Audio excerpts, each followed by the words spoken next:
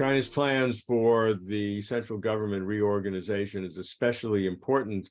There have been reorganizations in the past, but the reason why this is particularly important this time is the timing of the 14th Lianhui two sessions, because it comes right after the 20th CPC National Congress in October of last year, which set the agenda not just for the next 5 years, as normal party congresses do, but really for the next 25 plus years to 2049, the 100th anniversary of the People's Republic of China. If we look at the areas of restructuring, we really learn a lot.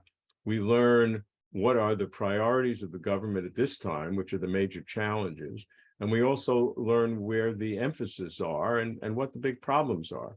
I think the two largest things that we can see are the tremendous focus on science and technology, which are absolutely necessary to bring about and to continue China's modernization, Chinese modernization, as they say. The several paragraphs in the official readout was on science and technology. It was not only developing science and technology, but it was giving specific directives. For example, that universities, research institutes, and industry should work together.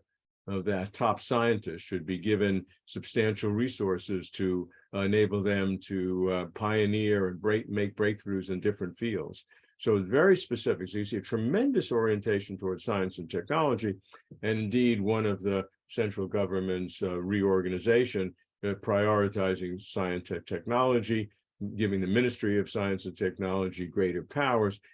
It sounds contradictory, but less areas under their mandate. So some of the specific things they were doing was actually delegated out to, I think, 6 or 7 other ministries. So they have less to do in terms of administration, but having overall overarching responsibility. So it's a far bigger responsibility, less implementation work, more policy coordination for the whole government. Very significant. The other area of new structure is in data management, the new data management, showing the importance of data, both from a security basis in terms of data security for the future, but also development of e-commerce, which is so critical for China's overall development. And then a financial overarching body to coordinate all financial activities rather than having it in a different banking or securities authorities. There's now an overall financing, and this shows the concern that the financial industry is one of the greatest risks that China faces today.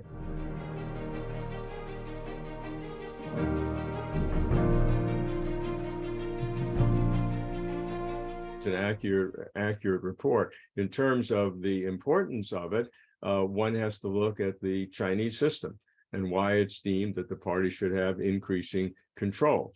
It's not so much the restructuring of the government in terms of the new authorities to a financial body and science technology body. Those are things that would happen. Everything that is being done in China is somehow part of a secret party effort to gain more and more control. Party doesn't have to do that.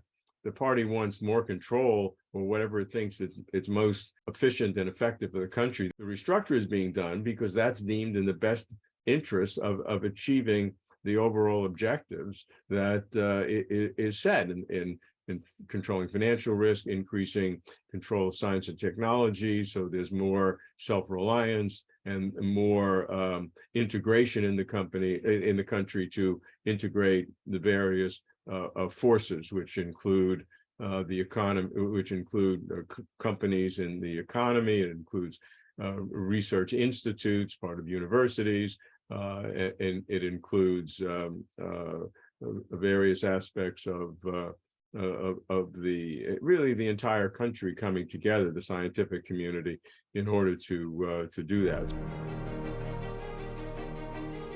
Now we have to look at Li Chang's background and experience, and it is arguably among, if not the best, in terms of prior positions for running China. He was governor of Zhejiang province, a center of entrepreneurship.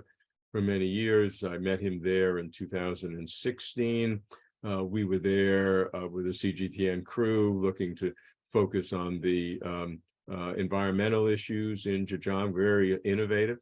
And Li Chang graciously met with me and told me of those policies. But frankly, on his mind at the time was not so much environmental issues. He was concerned about, of course, but his big focus then was on innovation and entrepreneurship, because I would learn the very next day, it was May 6th or something of 2016, he was meeting with a group of Zhejiang entrepreneurs in technology areas.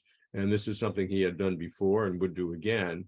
And it was fully on his mind. And that's what he wanted to talk about, the importance of entrepreneurship and private business. So this is not something new that is coming, that he's coming up with now. This is really an essential part of him. Then, of course, right after that, he became party secretary of Jiangsu province, and then party secretary of Shanghai. If you take the three provinces together, Zhejiang, Jiangsu, and Shanghai, add up the GDPs of all three, and if that were a separate country, it would rank like number 6 or 7 or in the entire world. And so he comes to the premiership having run effectively several countries, if not the largest countries, as the CEO. So he has that experience. Many times a premier will come up through the central government, and that's obviously important too. But if I were an independent analyst and I was asked, if you have a choice between a premier who has run some important ministries, say in the central government, and a person who has run 3 of the biggest provinces as the CEO, the person with whom the buck stops and is responsible for everything in the province, I would choose the latter, because that experience is the best kind of experience